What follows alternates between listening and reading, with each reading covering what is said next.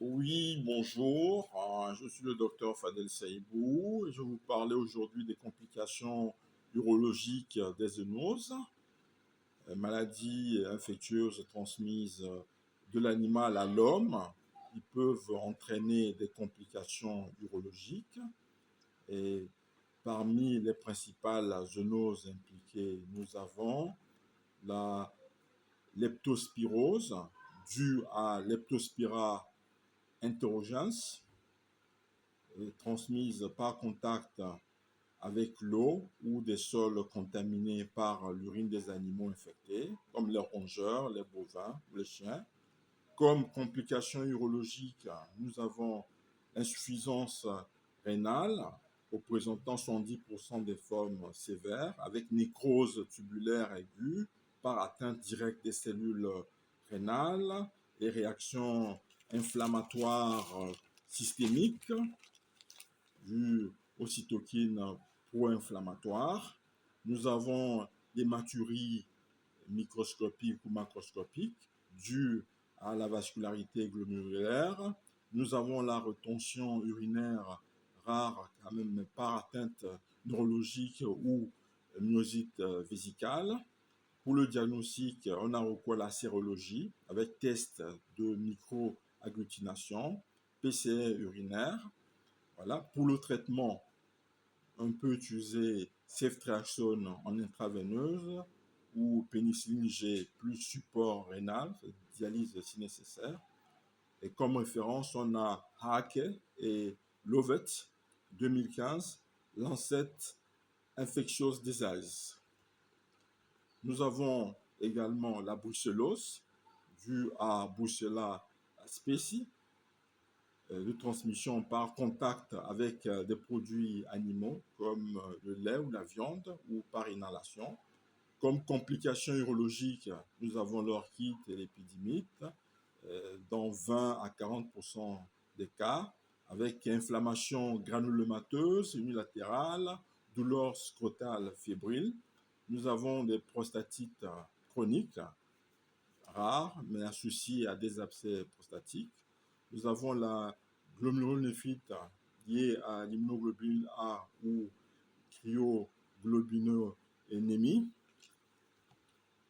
Pour le diagnostic, nous avons les hémocultures, la sérologie ELISA, White et le PCR. Pour le traitement, on a recours à la doxycycline plus rifampicine ou streptomycine pour 6 semaines au minimum, en référence à Salsky et al. 2008, Clinical Infectious Diseases. Nous avons également la tuberculose zoonotique due à Mycobacterium bovis, transmis par produits laitiers non pasteurisés. Comme complication urologique, nous avons la tuberculose génito-urinaire, représentant 3 à 5% des tuberculoses extrapulmonaires, avec atteinte rénale, précisément pyélonéphrite caséeuse, sténose urétérale, épidémite, prostatite notamment, mais également fistule urétéro-vaginale ou scrotale dans des formes avancées. Pour le diagnostic, on a recours au PCR urinaire, à la culture de Mycobacterium bovis. Pour l'imagerie, nous avons l'Euroscanner, où on voit des reins en mode Eaton. Pour le traitement, on a recours à rifampicine, isoniazide et thambutol avec schéma adapté si résistance, en référence à Pérez-Lago et al. 2021, donc Emergent Infectious Diseases. Nous avons également la leishmanose due à Leishmania species, transmise par piqûre de phlébotome, avec comme réservoir phlébotome infecté par un réservoir canin.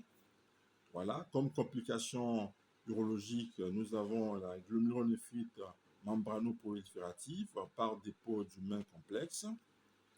Nous avons l'hématurie dans les formes viscérales comme Kala-Hazard Pour le diagnostic, nous avons le PCR sanguin et ou urinaire, la sérologie. Pour le traitement, l'amphotéricine B liposomale, en référence à Clementi et Hall, 2020, plus Neglected Tropical Diseases. Nous avons également la fièvre Q, due à Coxiella burnetii, transmise par inhalation des particules contaminées à partir d'ovins ou de caprins. Et comme complications urologiques, nous avons les orchites, épidémites, dans 1 à 2% des cas. Nous avons insuffisance rénale aiguë rare, mais liée à une vascularité.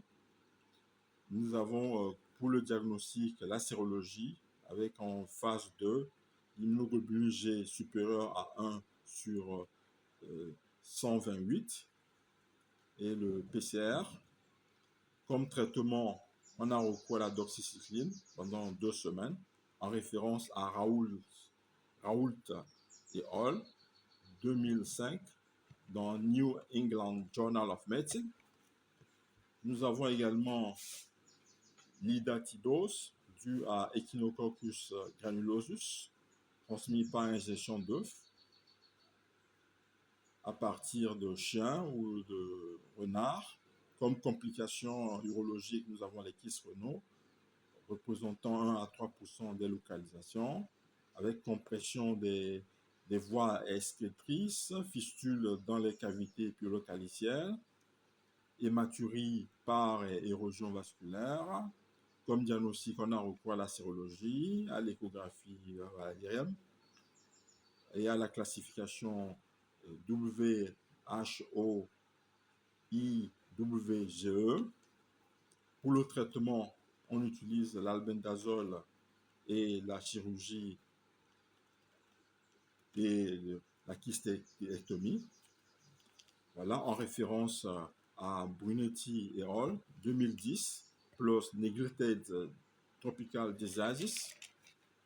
Nous avons également la schistosomiase, due à Schistosoma hematobium, car bien que principalement humaines, des réservoirs d'animaux existent, comme chez les rongeurs.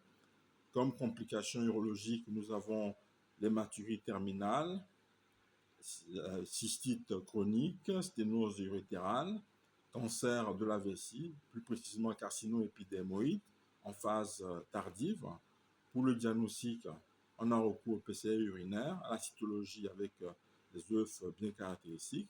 Pour le traitement, c'est le praziquantel. Et comme référence, nous avons Collet et Hall, 2014 Lancet. Comme perspective actuelle, nous avons One Health, une approche intégrée homme, animal et écosystème pour la prévention. Comme exemple, nous avons le contrôle de leptospira chez les rongeurs en milieu urbain. Nous avons les nouvelles zoonoses émergentes comme Covid-19, SARS-CoV-2, qui a été associé à des lésions rénales aiguës, précisément à la nécrose tubulaire aiguë, notamment par tempête cytokinique. Je vous remercie.